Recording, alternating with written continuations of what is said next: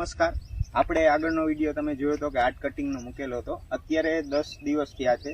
તો તમે જોઈ શકો છો કે જ્યારે 10 દિવસ થાય ત્યારે ઝાડમાંથી જે નવી કણી આવવાની શરૂઆત થતી હોય છે.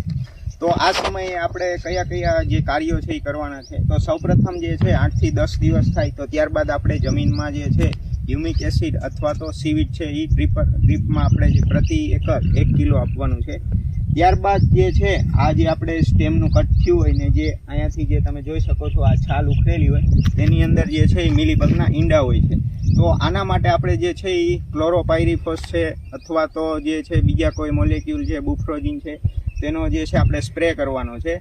અથવા તો તમે સ્ટેમ વોશ પણ કરી શકો છો, જેનાથી શું છે કે આ મિલીબગ હોય એ મરી જાય છે. જો મિલીબગનો સમયસર તમે કંટ્રોલ ન કરો તો આ જે નવી ચોકડી આવતી હોય એ વ્યવસ્થિત રીતે આવી ન શકે, કારણ કે એનું કારણ છે કે મિલીબગ છે એમાંથી રસ ચૂસે છે, જેને કારણે જે છે એ સૂટનો વિકાસ છે, નવી કણી આવતી હોય એનો વિકાસ અવરોધાય છે. તો અત્યારે આપણે જે છે આ મહત્વના કાર્ય કરવાના છે. આ સિવાય બીજું શું શું કરશું તો આપણે આગળ વિડીયો વાઇઝ તમને કહેતા રહીશું. આભાર.